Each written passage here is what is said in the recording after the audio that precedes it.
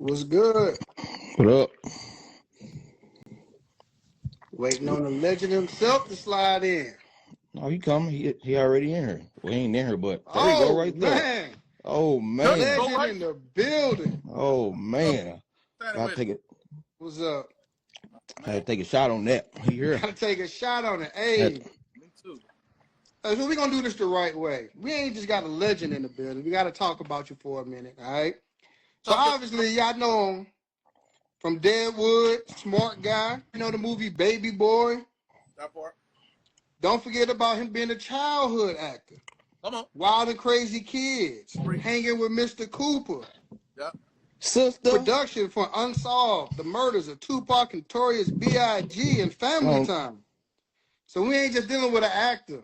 hold on, We're wait, dealing hold with a on. producer. Hold on. We on stage plays. Oh, talk about it. We doing comedy. Come on. Stand up. Hey, we Got rapping. drop. The big We O in the building. we doing it. Hey, I'm going to join y'all. You know what I'm saying? I'm going to join Come on. y'all. The water? What the hell? Hey, PG? my I'm baby don't like to see me drink. So if I'm my about, daughter I'm say about, I can't do it, I can't do mm-mm. That water. Is that water? You drinking water? it. Hey, Yeah. I'm Ever about to, clear is clear. You know what I'm saying? Stop you. hey, Omar, we appreciate you stopping through for real. Come on. Hey, Come on. Ain't no thing but a chicken wing. Let's get to it. hey, okay, we're gonna start off like this. Come on. Growing up in LA Yeah. in the 70s and the 80s. Tell us how that was growing up in the 70s, 80s in LA. I mean, the 70s and 80s for me, I was born in 76. So by the 80s, I was like, 10, 11, which means I then started to become an actor.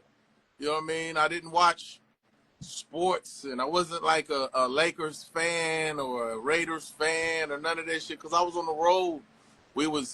My parents were both entertainers from New York. They moved out here before I was born. When my brother and sister, who are 10 years and 9 years respectively older than me, were like 5. Then after 5 years, I was born. You know what I mean? We had money. It went away because my father had went out to Africa during apartheid, which was a big no-no back then. Came back, got blacklisted, had to start all over again. So we ran out. You know what I mean? Niggas wasn't saving money. We didn't know nothing about investment. We just figured we were making money forever. So we had to start over. My brother's dream was always to be on stage. He didn't have a voice like my father, so next best thing was acting. He started the dream. Then I went and picked up a script from his agent, and she saw my little nappy-headed ass with a big smile and a grin talking about, how you do? He's like, oh, look at this little happy little motherfucker. Let me send him on a couple of auditions. And shout out to Coralie Jr., R.I.P., man. She set me out on everything. Even my brother said I wouldn't just get black roles. It was everything. And that's how I was booking a lot of shit when I was younger, because they was expecting a white kid to walk in, and I walk in, hello, my name is Omar. You know what I mean? Did we go black? Let's go black with the role. Wild and Crazy Kids was a cattle call. It was just all ethnicities and all that shit. They didn't say we want one black, one white, one man. Nah, they were just like, let's find 3 kids that are energetic, that could read their lines and shit and pronounce these words, got good constant fucking energy. And I was like, shit, I'm trying to get, trying to get somewhere stable. We've been living in hotels and shit. You know what I mean? We finally had an apartment, and my mom was able to quit and become my full-time manager, man. The rest was history. But LA specifically, I wasn't really introduced to like the streets of LA till around hanging with Mr. Cooper, and the timeline is this: 9, 10 years old, I get into the business. I think at 11 years old, I had that movie Ghost Dad with Bill Cosby. I played a nerd. That was still. I remember that. I saw that. Remember Ghost Dad? Yeah. So I was still just, a young kid coming into his own. Then I booked Wild and Crazy Kids. Now with Wild and Crazy Kids, I with my cousins and shit, who was like low key, lightweight, banging in Little Rock style. Like these niggas moved to the high desert, and all his friends could get shot in the head and all this bullshit. So I said, nigga, come down here and be my driver for a while, because I want to lose my life. I don't even remember how. And I'm jumping all around. But I started, kind of getting introduced to street shit, during Wild and Crazy Kids. And then by the time Hanging with Mr. Cooper came around, I think it was about the 3rd, 4th season when I got caught with my car and all that. And that kind of gave people a glimpse of what I was doing, not on TV, because it was, well, I'm not going to be out in the streets with actors that I met that I don't know if they can fight. You know, I know these niggas can fight. You know what I'm saying? Those are the type of niggas that I kind of grew up with. And but it was interesting being out here in LA because niggas knew, you know, it wasn't a shock to see a celebrity or an actor. We didn't think celebrity. It was normal to us. It didn't become a lot until I went out of town. Now, when I travel and people ain't used to seeing a motherfucker like, oh, shit, you know who you are? You that nigga from Wooty Woo, but you that boy from that blah, blah, blah, that type of shit. And it was always respect.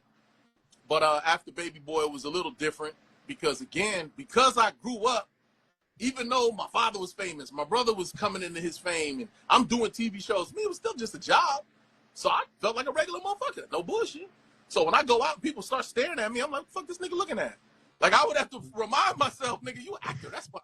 Thinking it's go time. Hey, homie, what's up? Hey, you on that show? Oh, yeah, nigga. Oh, man, can we get a picture? You know what I mean? So that's what my childhood was. A lot of it was just, it was normal. You know, people like, what's it like to grow up and your father and your brother and da-da-da? I was like, I don't know. I figure everybody's father and brother and cousin and uncle, you know, and especially out here, I didn't go to no private schools. I wasn't sheltered from shit.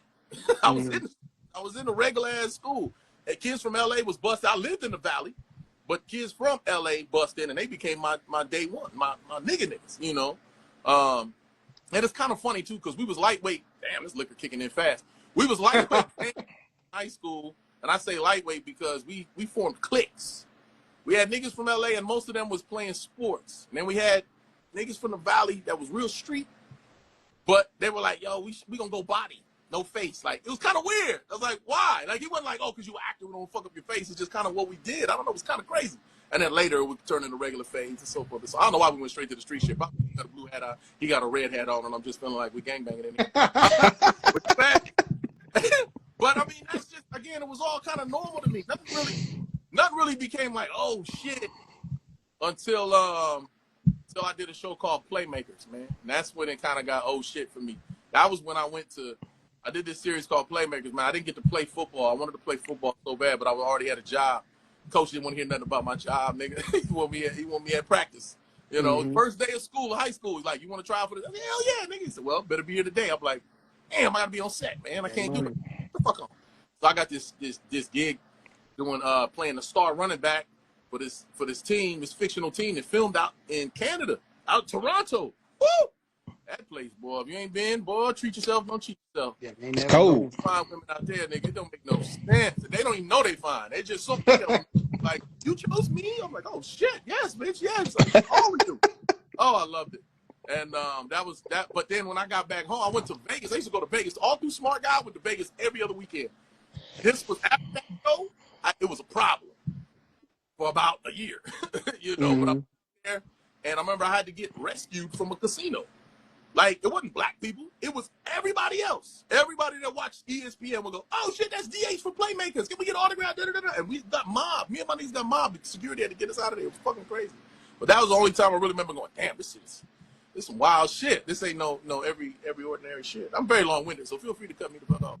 Oh, you good? You good. You got it. All right, so you from LA, right? LA got a lot of history.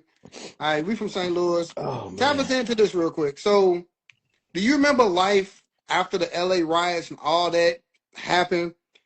What was that? What was life like in LA after that kicked in? Here's the thing. I was born in Hoima, California, which is the Valley. Right. I got partners from South Central. I got niggas from Watts. I got a homie that grew up in Compton. A couple niggas from Compton. The niggas that's from there we didn't hang there. They just tried to, you know what I'm saying? Like, yeah. The riots that I remember, which we just did a movie on called Higher Power that just came out, was about black and brown coming together. But I remember when it was the black and brown riots. And it happened at school. And all my homies was fighting all the Mexicans at school. And I was on set doing Hanging with Scooper for the 2-3 days that this shit happened.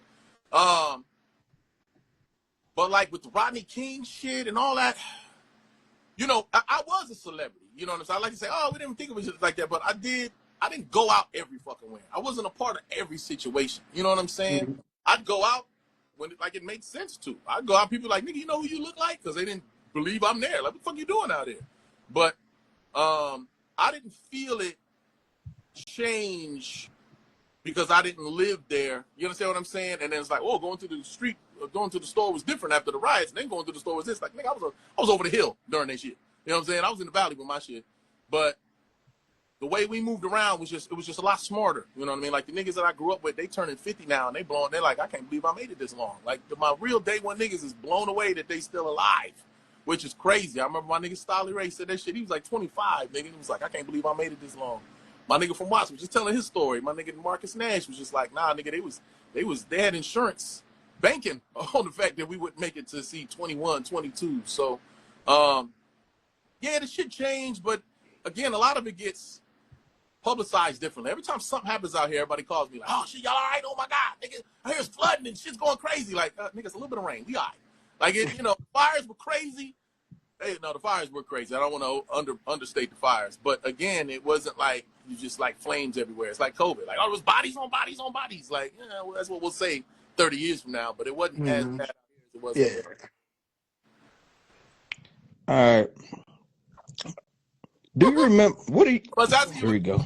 Here we go. What are your best memories from Wild and Crazy Kids? The thing about Wild and Crazy Kids, my nigga, it was a lot of work. That was back in the day when if you do a series, you do 25 episodes, but it was so there goes my summer. It was work through the summer. And then I go back to being a regular motherfucker as far as I was concerned. You know what I mean? But if I try to lock in and remember, oh my God, the shit when I first got it, it was like dreams come true, obviously. And like our first episode was at Raging Waters, which was like the theme park, the water park out here. We closed it down and then invented games to do throughout that shit. Like as a kid, definitely the funnest shit ever. First year, and then like halfway through the second year, then it became work to me. It was just like, you little niggas calm the fuck down. I got to read these lines. Like there's a lot of games and rules and cards that we got to go through and shit like that. So it became work. But meeting like Arnold Schwarzenegger and shit like that, and and being very cognizant that I was the only black kid, brown kid. You know what I mean? Like we'd have other kids over there that are black and whatnot. It was fun, and I'd be like, yeah, nigga, this. I'd see them looking like, wow, and I'm like, yeah, this is cool. But again, it was a lot of work. So I would have been grumpy towards the end, like, man, these niggas keep playing, and we actually working. You know what I'm saying? So it was a different experience. But when I sit back and I go to my mom and she's got the photos, everything. I flip through the photos and then oh shit. So, I've done so much since then that it's hard to really tap into. I have to get specific, but when I try to just flash back and think about it, it was a lot of joy and a lot of fun, and you feel blessed. And I auditioned a lot and booked a lot. I got a lot of guest spots and money. I got from the Bill Cosby movies, Webster. I would book series and show. When I go audition, I'm pretty much gonna get it. That's just kind of how it was. So at some point, it kind of felt like, damn, I'm always gonna be working type shit. And that never really changed. But there were like lulls. You know what I mean? You think 365 days a year, we work probably 65 days. That's a lot of time off. You know what I'm saying? So I got to mix in a lot of regular shit. I have so many fucking memories. And I'll be like, damn, man. Like you was doing that, and then I remember, we was doing some other shit. But anyway, I'll let y'all ask the questions. Let me. Go ahead. All right, you good. So we went into the show. So you called, and you really didn't do this, but this is how it felt to all like black women everywhere. You turned black women unstable creatures. You did that. You did that. All right. So let's hop into that. Yeah. So I saw that when you went to do the audition, right? You didn't think you was gonna, it took about what would you say, about a month, 3 weeks before they finally hit you back. The crazy shit is how God will humble your ass. You know what I mean? You go through, like I said, I go through life as a kid, as a young adult, as a young man, always working.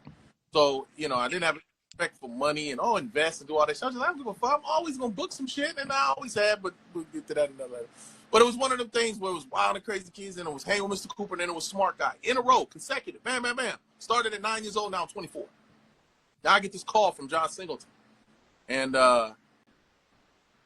he sends me this script, bro. And it was so heavy because I kind of glossed over it real quick in the, how long we've been on, kind of like what I was doing and what I was going through and shit. I mean, it's just a lot more. We get deeper, but right? So I'm reading this script, nigga, and it wasn't like, oh, shit, I'm going to pull this off. No, that shit was like, nigga, how the fuck he know? And it was still a process though. First, I'm coming off a smart guy. I'm 260 pounds, 6'1", right? Big, right? I read the script. I'm 24. I start doing push-ups and shave my head. I lost 30 pounds in like 2.5 months. Pulled up on it, and I got a tank top on. He's like, okay, you look the part. Let's read. And we reading again. I'm cocky, throwing it around. I'm just fired up. And he's just like, all right. Now, what I was never told, and what I can only kind of put together because you hinted at it, was it must have been a fight. Because there's a lot of things that happen behind the scenes that we don't know about as actors. If I just put my just the actor hat on, you get the script, you do your job, my nigga. Do your fucking job. Learn the lines. Learn the script back and forth so that you don't have to think about the words. Now you are this character. You're living this character. Boom. So when they say action, you are just doing. You're reacting. You're not acting. You're reacting. You're just in it. Boom, boom, boom. You do your job. You finish. Come out of it. How y'all doing? Hey, good job, man. You're like, yes, I did it. Now, I don't know what the fuck happens after that. My agent asked for too much money. The man, the other person say, they ain't going to believe him. Now we got to audition some more people. For a month, they're auditioning other people. They're arguing. Who knows? John Singleton called me and sent me the script. He might have sent it to a couple bunch of other motherfuckers. I don't know. Ain't nobody ever came forward with that story, but who knows? I was his first choice. And then I finally got the role a month fucking later. That's the longest I've ever. That's the longest I've ever. Like, I didn't even know what she was calling to tell me about. You got that role. Like, what role? That baby boy with the. What's up? Get the fuck out. I thought I was. What? Okay. And then, so that month was humbling. Then I got cocky again. All right, back in the gym, nigga. Woo, working out some more. Wound up losing another 30 pounds before I actually got on screen. But there was also the development of the character. Right? And I talk about this a lot in podcasts, so I'm going to try to tell it from a different perspective. I thought I had the role down because I wasn't that person. But the way I look at roles is this could be you if, right? If I play a doctor. Well, if I had parents that put me in school and this and that, the third, and I went to college, I could be a doctor. Me as a cop. What if I went here? Me as a gangbanger. Well, what if I didn't have acting and they put a gun in my hand and I'm fighting? Like, you know what I mean? So I still have to find that role, but I'm not that role. So I'm guessing at how I would be as that role. You understand what I'm saying? So my guess was I'd be that loud, like Debo type of nigga. Pump. And they were like, nah, that's not him. Try again, nigga. All right, how about this? And I remember specifically some funny thing. I used to lick at my lips a lot. I don't know why. I started licking them just thinking about it. And I remember the nigga from 6-0 saying, first of all, cuz you lick your lips too much, nigga. It's the wildest shit. I was like, just stop licking your fucking lips. I mean, I let him chap up after he said, I like, I ain't gonna lick your book. I don't know what the fuck it was, nigga.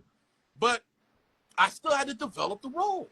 And what wound up happening was, John told me you have to internalize all that fucking yelling, nigga. And the simplest way to put it was, how do I got all this, oh man, I had so much shit built up in me, man. And it was like, how do you get that out and want to scream while keeping your fucking mouth shut, nigga? And that's what it turned into. I gotta ask my woman and her mama for money, nigga. And I'm there you go. Like, there you go. Yeah, there you go. Nigga, that's him right there. And I was like, yeah, all right, let's go. And then once I got that, then the last little piece was just like, it was my eyes. And it was really a state of mind, and I ain't gonna lie, man. We filmed. John didn't do like sound stages, or special effects. Like we had real guns with blanks. Like we was really in the jungles. We was really in this hood. We was really on the street. They say cut, niggas was still yelling shit, nigga. Fuck you, cuz. We like, God damn, nigga, we act. Like we was really out there. So in between, I was really playing dominoes, smoking weed, drinking blunt, drinking 40s and shit. You know what I mean?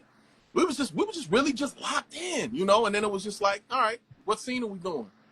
Then you go in the dressing room, in our trailers or whatever, and then you change whatever you do. That's when you look at the lines. And then that's it. When you step outside, you that character now. And you just kind of got to put yourself in it. Okay, this is what we doing. And try to like get vulnerable with y'all. There was a lot of shit, man, that I had to kind of remind myself that I had shit to lose, It was like, all right, nigga. Nigga stole shit out my trailer and shit. Like, it was like, yeah, nigga. You gonna do about it. I got it. Come get it. You, like, and I was just like, lock my shit when I leave. Sometimes you gotta take That's the what L. I was just like, yeah, lock my. Niggas was like, nigga, you what? I was like, nigga, is that what you know what I mean? It was kind of like, hey, you being too comfortable, nigga. Niggas steal. And that was not just black. I don't know who took it. It could have been a PA, whatever the case was. But it was like, don't get too comfortable. You know, we go out. Remember when I was with Big So, and he was just like, nigga, some shit pop off. Don't be no fucking weenie. And I was like, all due respect, OG, you don't know me, like, for real. You just know what you see. I was like, go fuck, nigga. Just you heard what I said. Say less, nigga. And I was looking for some shit. Thank God I never found it. You know, but even after we finished filming, I got in a couple little street fights and fades and shit like that, and the niggas with me knew what it was. So it was just, you know, niggas say head up, let's head up. Just don't let me get killed, nigga. Just let them scrap, you know. And we fight, you know, niggas pulling the eye. That's another, you know what I mean? It's a lot of shit, you know. I like to pride myself in saying when I act, it's acting. Turn it off and then keep it going. That one was tough to shake. Yeah, You know what I mean? Because my whole body, my whole everything changed, bro. Like, I'm getting looked at by bitches that I'm like, me? Oh, shit. Big niggas get love, we get action, don't trip. But, nigga, when I drop 60 on them, nigga, my whole shit bitch was, excuse me. Don't mind if I do. Don't mind. Oh, my God. And I was in a relationship, which made it even tougher, so I had to turn down shit. I didn't even know how the fuck you say no to this, nigga. Hey, Woo! gotta have that strength from within, you know what I'm saying? Nigga, woo! It was tough. And then, anyway. Hey, let me follow up real quick on, are you finna go off Baby Boy? I'm still on Baby Boy. Okay, go ahead. I can't get off that shit. You say after Baby Boy, you were still getting in the fights. But it was one particular scene in Baby Boy where you beat up some kids. Baby Boy ran in the house. I'm sorry, Joey ran the house. Somebody jumped me. Ooh, some little nigga. Where they at? There was we had LNs. We didn't have YNs. We had LNs, nigga. Little nigga. You played that part is like, you may say like that part happened to you in real life. Yeah, it did. And I couldn't be the nigga they call. I couldn't be Sweepy in real life. Mm-hmm. Honest, obviously. And you know, shit we got into, we had to handle right there. Whatever, however it handle. But a lot of times, that's not how street shit go. The situation ends, and then the retaliation happens. And then that's how motherfuckers get killed, and on and on and on. I couldn't be a part of the retaliation. That's why I'm still here. No bullshit, you know. So when they did what they did, you know, you sometimes you even kind of, when you get into real shit, you go, all right, nigga, I see you. You know, you got me, or you got us, or you got the homie, but we'll see you again. And it was one of the things I just had to swallow, like pause. I had to just kind of man up and kind of just like, he said pause. But I had to kind of like, it's all right, you know. And fortunately, just to be real with y'all, God took care of a lot of shit. You know, like we knew who this was and who that was, and then how this nigga's locked up, this nigga's dead, or this nigga got jumped by some other motherfucker, or those niggas now they go, you know what I mean? So a lot of it was, and that still didn't help. It didn't resolve it for me. It just still was in there, like, man, you know, you don't go looking for shit, but you stay ready in case shit pop off, right? So already all that shit I had built up, like this movie, I was able to kind of get it off my chest. And I go, yeah, but I was just acting. Yeah, but was it though? Like, a lot of acting, you know, the big controversy is, what would you do, selling your soul, and, you know, the dress and all that shit. Now, we don't talk about that. Yeah, but for me, it's easy because you think about it. There's acting, and then there's actually doing some shit. If I kiss a woman in a scene, I'm really kissing that woman in the scene. I may not be, she might not be turned on. Somebody might. No, but people will be like, damn, that's sexy. I bet you was hard as motherfucker. It's like, it's actually a different part of the brain because you know she's not really attracted to you. So you don't really get turned on like that, even though she's acting like she is and you acting like you are. You may really want, but at the same time, you ain't gonna put yourself out there and cut. You still doing this? Nigga, get off me! Like, you know. So it's not. It doesn't turn you on in that way. You know what I mean? But it's still the act of doing it. You feel me? The dress, the lipstick, all that type of shit. What? No, I would do that for fun at home or Halloween. That's just not the type of nigga I am. Period. Person, I can watch some shit on TV by myself and it'll turn my stomach and I'll do this. I don't go, ain't nobody around. I can watch it now. No, there's just certain shit that I don't fuck with, and it's not acting. You know what I mean? So that goes to like selecting the right role and the shit that I do. I know the shit that I accept, even that I audition for. If I can't kill that shit, then I don't want no part of it. If it's just gonna be, you know what I mean? Some shit is payday shit, like, hey, hella money, all you do is 2 lines, like, all right. But for the most part, if I'm not gonna do it justice, then I'm not gonna fuck with it. If I'm, you know, a lot of people say, oh, I didn't want to do this role, or I got a problem with this, problem with that. No, nigga, if you had a problem with it, you wouldn't do it, or you shouldn't do it. Because if you do have a problem with something, then that's called compromise. That's selling your soul. When they were like, oh, this motherfucker did this, and they did that, whatever the case is, well, they were probably okay with it, nigga. Whatever they told you, because I know me, there's certain shit I cannot do. Is I don't know how people, I don't know to explain that any other way. You know what I mean? I hug my nigga. All right. I don't like to be touched by dudes. I don't like, nigga, move, man. Like, why are you so fucking close? It bothers me. But, you know, emotional moment, I love you. I see my brother. Oh, mom, man, good shit. All right, now back up, nigga. That's just me. Back up. I love women. Oh, my God. You sit on my lap, baby. Come on. You know? But I'm serious. It's a no-brainer. It's not really hard. You know, people be like, oh, but this is my shot or this is that. I guess it's easier for me to see it because I've been doing it for so long. And I look at it, you know, as the whole picture here. You could be a child actor. You could be an old actor. You could be a young actor. You could change your face and all types of shit, jump back in it again. You know what I mean? Especially if it's God's plan, there's always going to be something there for you. So don't feel you have to compromise. Like, oh, I got to do this, so I'll never make it. Like, well, it wasn't meant to be, motherfucker. You know? So. All right. So since you took us to that route, you know, Cat Williams had like the most viral interview ever. And he was talking about that, you know, the virgin booty hole, huh? Who is this that again? Cat Williams. Remember the one he did with Club? Yeah, right. Yeah. Remember how that went off, right? He was talking about that virgin hole of his that like the industry tried to get into.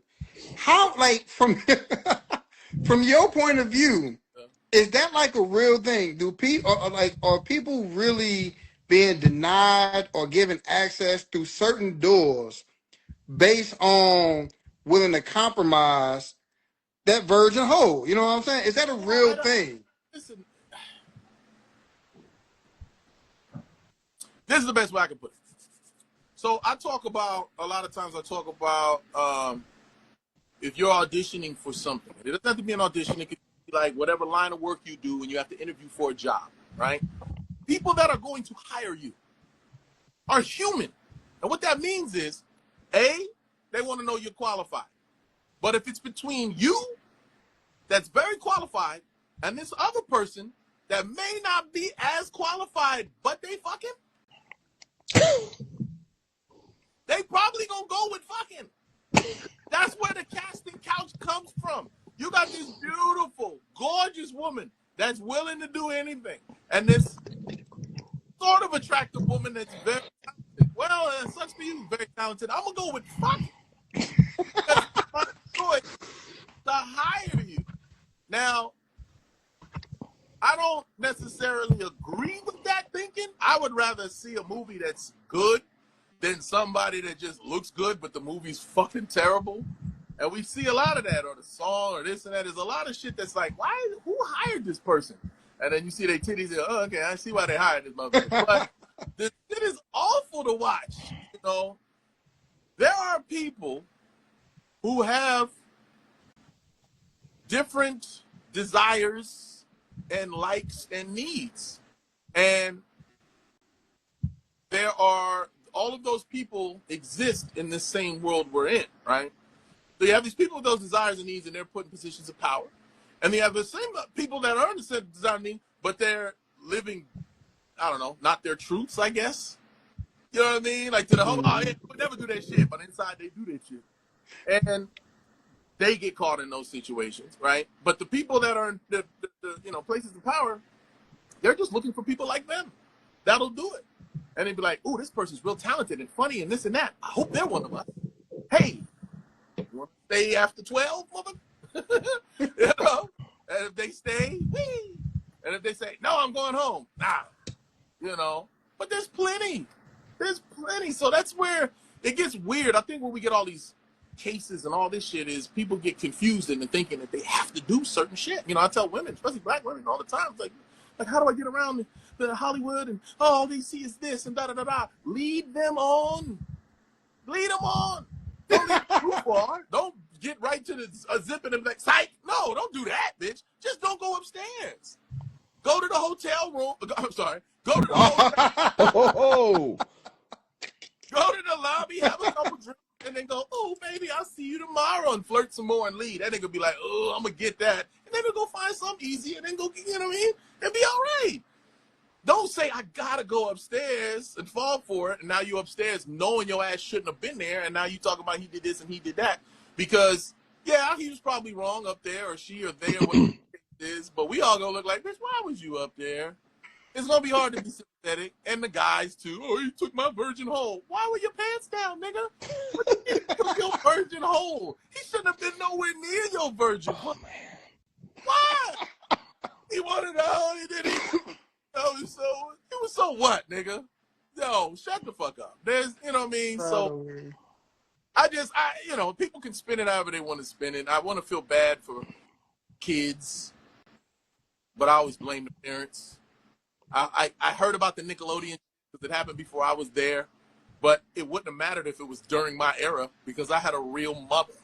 My mama went for none of that shit. I'm sorry, you taking my son where? And I can't go. The fuck you? I'll beat your ass, his ass, and especially that bitch. Give me my goddamn son, nigga. Why would you even go there by yourself? I didn't. I know the fuck you. Get your ass. Like, she don't play that. So but. Not all moms and people know that they have that right, especially black. You know what I mean? I don't know what the race was and all the motherfuckers, but I remember reading the story and just going, where were their fucking parents? And then you see the parents going, I felt like I did this. And I'm sorry, I feel bad for them if they truly believed that they had no choice, no power. Like, how? How do you feel you had no fucking power? It's your child. They shouldn't be the breadwinner, bro. They shouldn't be the one who's like, well, they're going to lose his job if they don't go over there and suck that dick. Like, why are you picking your children and then writing a book later? Like, that's fucking crazy to me. So, what was the original question? you answered it. You answered the shit out of it. We going with this? Go ahead, Lord. Hey, oh my God. Oh. The interview just go where we go. I'm gonna stop there right there real quick. And all right. I was in a call listening to Tupac earlier, right? Okay. Around, I say about 96 when Tupac got killed, right? Were you paying attention to like the Tupac and the Biggie beef? Of course. I was in Vegas when it happened too. I was shit. Another story. I think the reason why everybody keeps saying they was in Vegas is because it was a big ass fucking Tyson fight. So yeah. It was out here, you were there. So that's why, you know, it's weird. They were saying he's dead on the strip. I was at the Fat Burgers. They just killed Tupac. But go ahead. Was I paying attention? Of course. I've hip-hop my whole life, man. That's why this album is what it is, because that's my era. To me, that's the golden era, man. He's one A, one B favorite rapper of all time. Talk to me. So how was L.A. around that time when Pac got killed? I think honestly, I won't say it helped. Well, two things helped. One, that he kept getting shot. That we just like, you know, he gonna survive, he gonna pull through. And then even when he did die, it didn't make sense, and it still doesn't to this day. Like the photos of him looking at like, whoever saw Tupac looking all sheepish in the window, what the fuck? The photo of him next to Suge, and he's looking like, yeah. That just helped us go, that nigga in Cuba somewhere with facial reconstruction. Like, that nigga, fucking I don't think a lot of us really even think the nigga died for real, but at the same time, the beauty of it was I never met the man, and I was out here. I saw him at one time when it was like, the fuck's going on over there? Oh, that's Tupac over there. And everyone's going, oh, shit. Okay, all right, I'll meet him sometime. And then he died. But if you didn't see him or you weren't around him all day, he wasn't throwing like pop-ups and shit like that, then as long as he's putting out music, he's alive. That nigga kept putting out music. You know what I'm saying? So much more music. It wasn't like he died at all. What really hurt us more was Biggie. Because we were like, nigga, why the fuck are you still out here, nigga? We gave you a pass for a little bit. You stayed a little too long, got comfortable, and then they said, all right, let's get this nigga. And we didn't get to hear shit. Biggie died, because he gave us maybe one more album and that was it. And everyone was like, God damn, we really fucked with this rivalry because it was too slugfest. It was that era, Drake and Kendrick. Like, it was really the two best going at it, and it was fucking beautiful. And as long as they didn't fucking die. But even when Biggie died, though, no bullshit though, everybody went, oh, okay, cool. That's what's fucked up. But we also kind of thought, well, he probably got 10 albums anyway, stacked up. Nope. This nigga was lying. Sorry, Big, but he was lying. Talking about ready to die. He wasn't ready to die. Nigga thought he was going to live forever, man. Well, Pop was talking all this prophecy shit and was stacking the albums up. Like, when I'm gone, nigga, y'all going to have 10 more albums. Thanks, man. And Biggie, we got maybe one extra one and then some remixes and some hidden verses. So, but, yeah, it fucked it up. That beef was real, too. That's what's crazy. I'm going to segue this for y'all. When me and Cameron started going at it, I got a phone call from Corrupt. And I thought it was like, yeah, nigga. And he was like, no, nigga. Fuck you doing? In now. And I was like, in what? What you talking about? He's like, I didn't even hear the records. I just want to know what the fuck are you doing? And I was like, all right. And then I broke down what happened. He did this.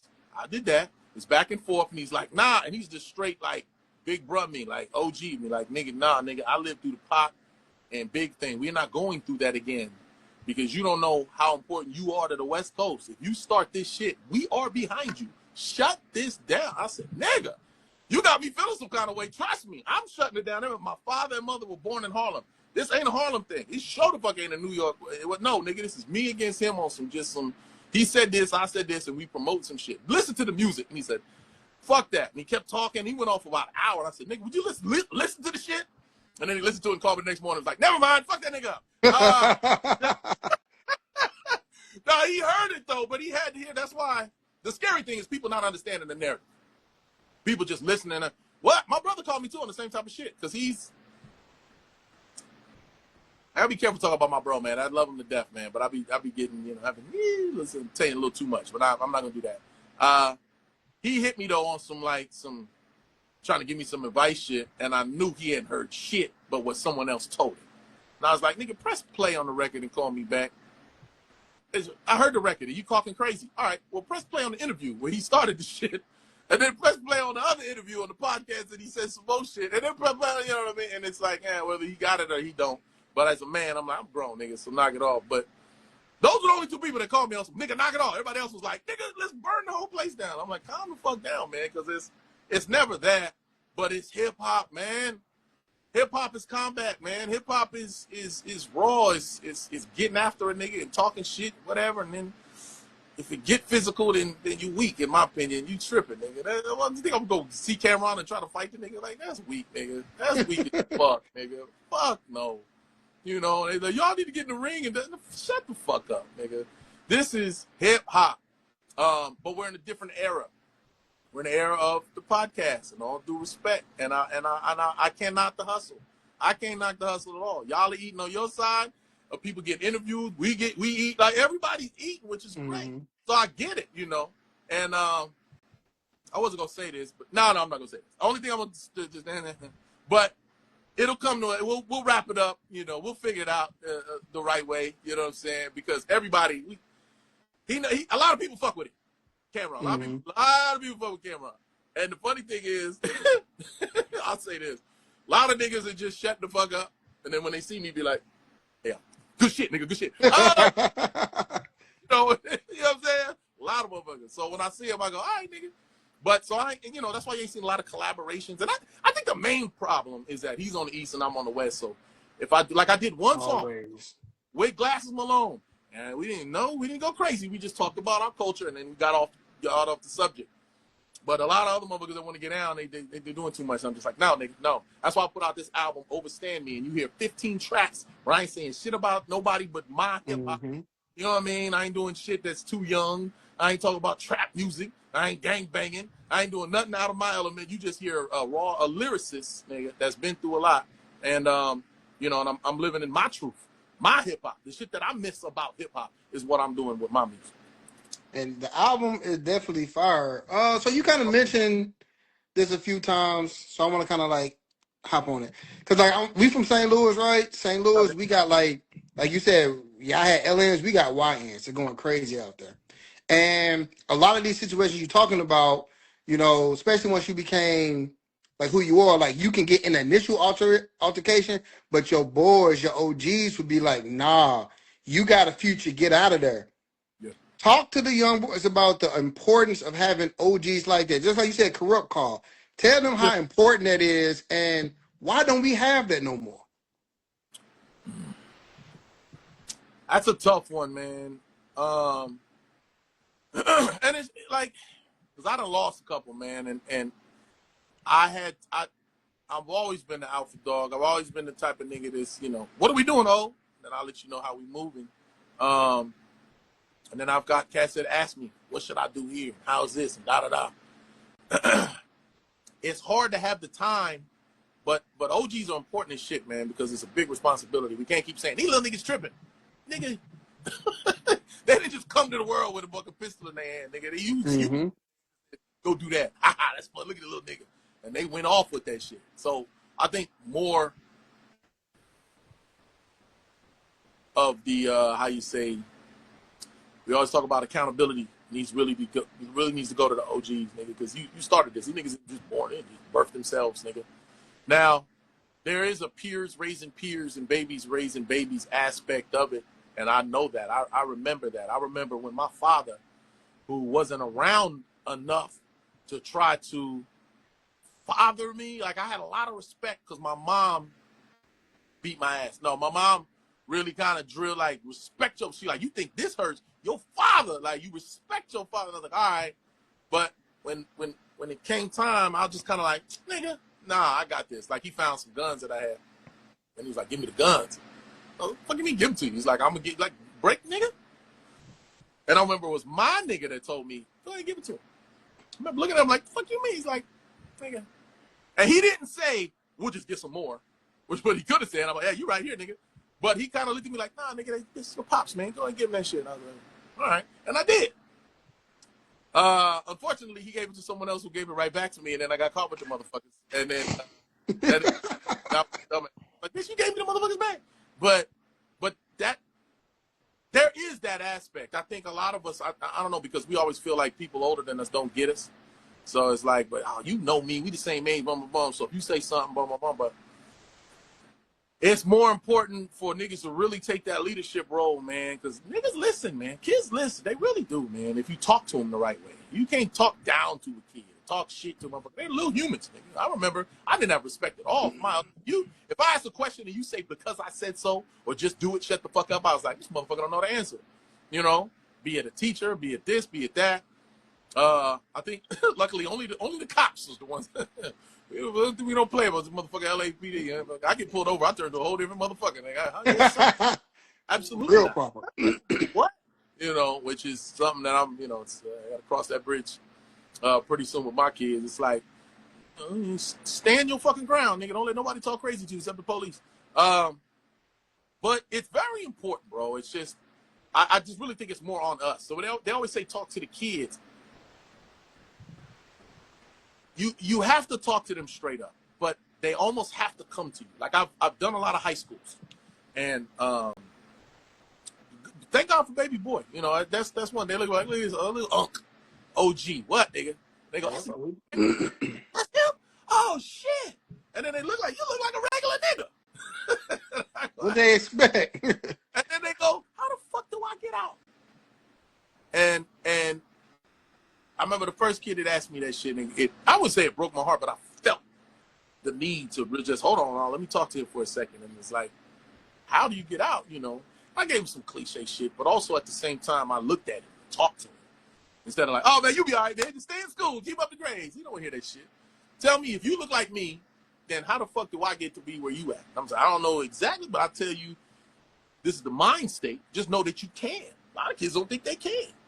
They look at shit on TV. They don't realize how this shit is put together. They see one person, but you don't see all the people behind that person. You can have any of those jobs.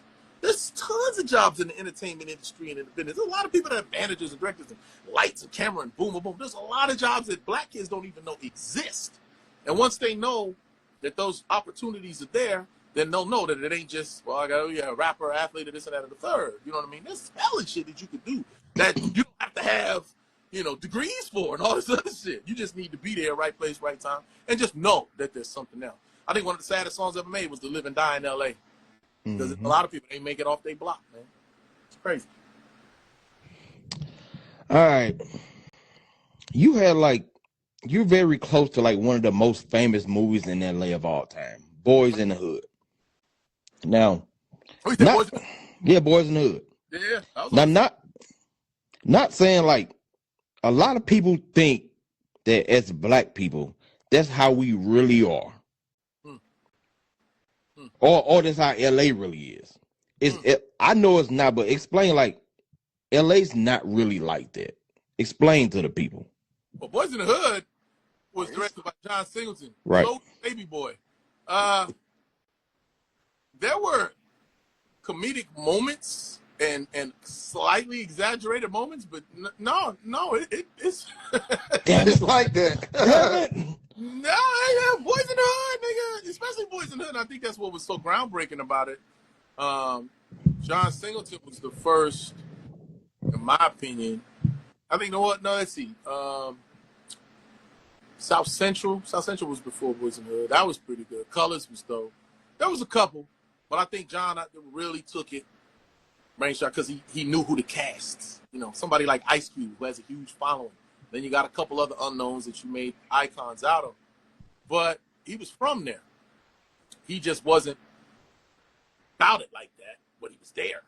You know what I mean? Then he just went to film school. Then he said, I'm going to make movies, and I'm going to be that guy that I wasn't.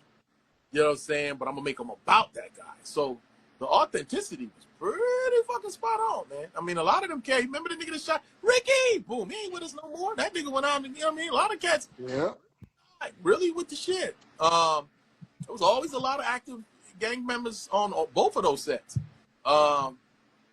Sweet Pea was tutored by Big Cat from 60 Crip, man. And that's the one that took me to his hood. Was like, look around, look at these niggas, look at their eyes, nigga.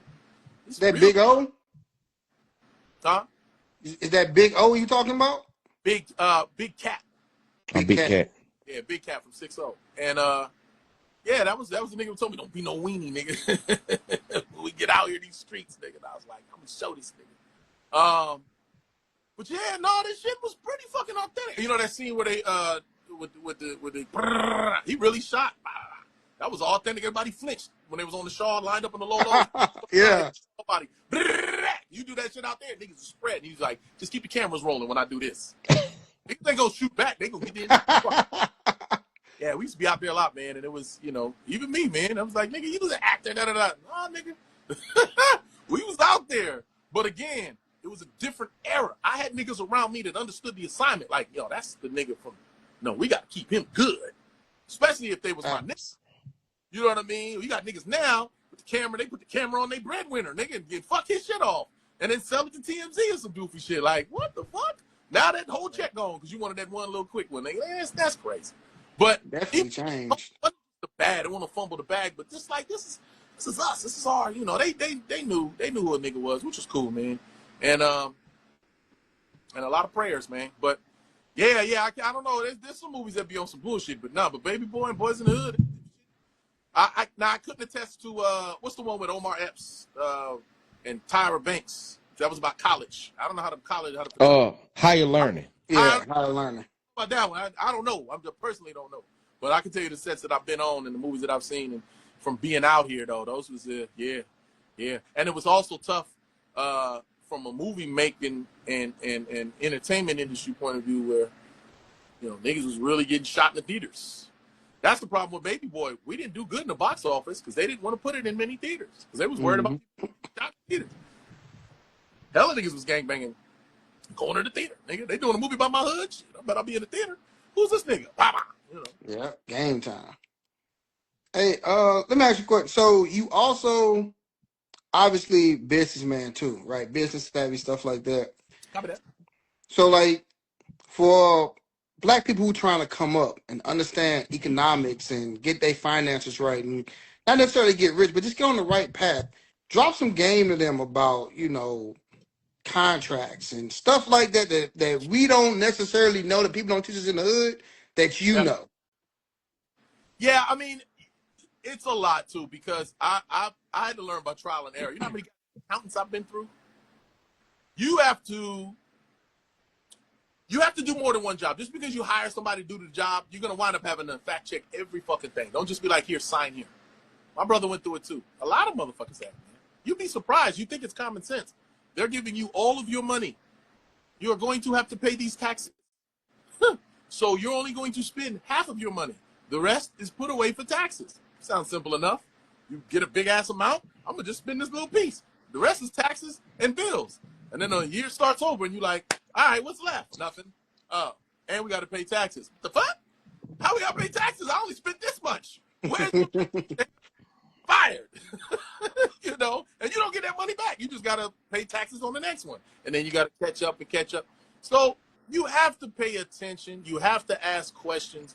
Don't believe that bullshit. Just like if you're a kid, they say, do as I say and just because I said so. Ask fucking questions. If they can't answer the question to your liking, then fire them. Move on. Find someone else. Someone's lying. Get a second opinion. Double check all right, let me look at this contract. Okay, none of this shit makes sense. Someone's going to be able to explain it to you. Whoever your lawyer is, you should have an agent. This is the thing here, too. So when you first start off in the business, you have an agent. Agent gets 10%. Sometimes you have a manager. Manager typically wants 20%. You got an agent getting 10, a manager wanting 20 or 15. Then you get a lawyer. Lawyer only wants 5%. At the end of the day, that's the only nigga you really need. Mm-hmm. Then you got to get your job. So to get in the job, between the agent and the manager, that's what it is. Manager's really the people person. That's the one the buffer. He's the one that says, fuck you, bitch, when that's what you're thinking, but they say it for you. That's where the managers get more. They're the handler in between. The agents want to go get you the job. And then the lawyer's the one that looks at the little fine print and shit. But whoever's looking at the fine print should be able to explain every single thing to you. Read every single thing. That's what's so funny about this. I love going back and forth to this Cameron shit because it was a lesson learned in a lot of ways. Before you get undressed, make sure there's no cameras. No. To make sure... He said something in the Breakfast Club interview about how I signed a contract that said any camera anywhere could be used. I was just like, nigga, what are you talking about? Like, what is the goofy shit? Why would that even be in a contract? But then I actually saw one that said, after the fact, and it said, you can't sue us for invasion of privacy. I said, what? Why is that in a contract? And they go, oh, no, we didn't mean it. We were just saying just in case. I said, nigga, take that shit the fuck out. No, yes, yes, I can sue you for that too, motherfucker. You can't just put camera on my balls and just be like, well, he signed the contract. Like, nigga, no. It's so goofy. But yes, anyway, back to the advice. Yes. Ask questions. If you don't know, ask the fucking question. I went to the worst school district in the world, LAUSD. Those teachers would say the little shit, and then if you didn't get it, you'd be like, question, what about this? And, oh, you weren't listening? Okay, well then, motherfucking detention or like, you scared to raise your fucking hand. All the motherfucking teachers was trash. But that's not how it should be, nigga. In any fucking profession, in any professional situation ever. If you're working, I don't care if it's the audition before you even get the job or the interview. I have some questions. They should be able to answer them until you understand them. If not, they trying to fuck you. If shit don't make sense, walk like a duck, talk like a must be a fucking duck. This bitch is quacking, nigga. Listen. Fucking questions. You know what I'm saying? And that's the best way I can. All right. I got a question. Come on, 6 minutes. Okay. Wrap it up. Come on now. Your love for the Lakers. Yep. Were you around? Well, I know you was around. Like, tell us the time when the Showtime. There you go. See, tell us the time when the Showtime Lakers was. Magic was. Okay, so let me tell you about my Lakers. And again, I have to explain it like this. I was an entertainer. My mother was an entertainer. My father was an entertainer. We weren't. My dad was a Knicks fan, and my mom wasn't. We were doing sports in my house. We was singing. We was rehearsing lines, and that was it. I didn't give a shit. I didn't get into sports until I was. I got my first apartment when I was 18, and I moved out, and I got roommates. My niggas was in the living room. What y'all doing? We watching the game. What game is on? The Lakers. Oh, word. Now I'm watching the Lakers. I was a Laker fan. I'm Kobe and Shaq era. Like, my niggas will say they remember when Magic got AIDS and everybody was crying. I remember hearing the story, but I was just like, oh, that sucks. That nigga lived forever. Anyway, so, but I remember at the time, so to give you the answer, that was a big fucking deal. Niggas was crying. Grown men breaking down. We thought he was dead. Everybody else we hear get AIDS dead, you know, even though it's just HIV. Whatever the case was, once you're educated, you know what the difference is. But I became die hard after the fact. When I get into something, now I'm into it, right? So I became a Laker fan, I think around 96, 97, right? And then I went to Thailand. I talk about this in my stand-up comedy. Thailand is crazy. Oh, nigga. I went out there for 13 weeks. Oh, my God. Listen, I was learning all type of shit. That's bathroom, hello, goodbye. And then we would watch subtitles. And anyway, so the dollar is different out there. Anyways, I had someone sent me the history of the Lakers, and I was just watching. I was popped the tape in, and I got fully educated. So I know now about Mike and we were the first franchise and so forth. And so I'm watching all the 80s and everything. So I feel very strongly. My favorite Laker of all time is Kobe Bryant because of the fact that I love his mentality. We're talking about that Mamba mentality. Even when he was shooting them air balls. And I'll be honest with you, when they was about to trade him, it was him and Shaq. I was like, bye, Kobe. Shaq's my nigga. And then they traded, I was like, oh, all right, Kobe. You better get it. You better get it done. And he doubled down, and he just got more and more real, man. I don't know. I fuck with the nigga. But as a real person, I got a Shaq story and a Kobe story. Shaq I saw all the time.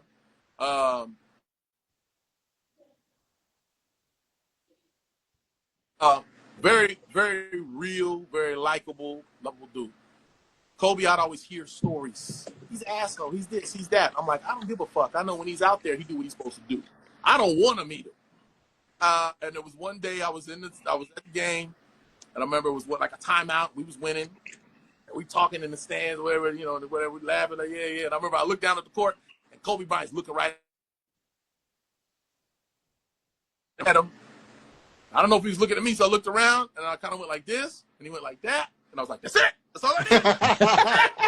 That's it. Kobe for life. Now might have been 70,000 motherfuckers behind me doing this, but I don't care. Nigga, he was looking at me. Nigga. That's a motherfucker, man. And then we had 2020, man, which I think we're running out of time, but it was one of the things where it's just unreal, man. And he had I got all type of stories about it. Just as a fan, bro. Like I'll end my Lakerness on this one here. I'm very excited about this Luka era because I'm very loyal, man. Very fucking loyal. Like I was always the one sticking up for AD. Give a fuck. It's my nigga. I don't know. I don't think he's getting hurt on purpose, but he is getting hurt. All the time. I don't think he's going out. He's not faking it. The nigga's not sitting out because of contracts. The nigga he was. Did he cut off on him? Yeah, his Wi-Fi might be tripping, but that's about it anyway. We got one more minute. All right. Well, we'll try to get back to him. There you go. Oh, there you go. I think the time probably for the cut out. Yeah. No, it's all good. All right. So, hey. I appreciate you. Hey. I was gonna get in trouble with Lakerland. Go ahead. I appreciate you. Shout out to LA, even though they stole our football team back, but we ain't gonna talk about that. We didn't even get my team. My football team. Old story. I'll tell you real quick. I'm a Saints fan. Niggas be like, how? And I'm gonna say Reggie Bush. No said. Era. That was it. I followed that nigga over, and it's been. Well, we had one good year. 09. That's all that matters. Yeah. Hey, you are our first celebrity guest. We greatly appreciate you. So, hey, you're going to be locked in forever. That's what it is. Next time we talk about Overstand Me, the album, man. I want to do an album review. Hey, about it. Where you want to do the next one? Go to omargooding.net, get you some merch. I got towels, hats, glasses, shotgun. I got cups. No, I got cups. I got all type of shit, man. But God is good, man, all the time. I appreciate y'all. I'm rocking with y'all. Y'all need me, I'm there. Appreciate you, big dog. Yes, sir. Yes, sir. Have a good one. Hey, the next interviews we got coming out, we got Dr. Umar and we got Charleston White. So make sure y'all tap into those two. Appreciate y'all in the chat. Hey, man. Hey, Larry, it's our first one, baby. We up, We baby. did it. We up one. Peace out. Yes, sir.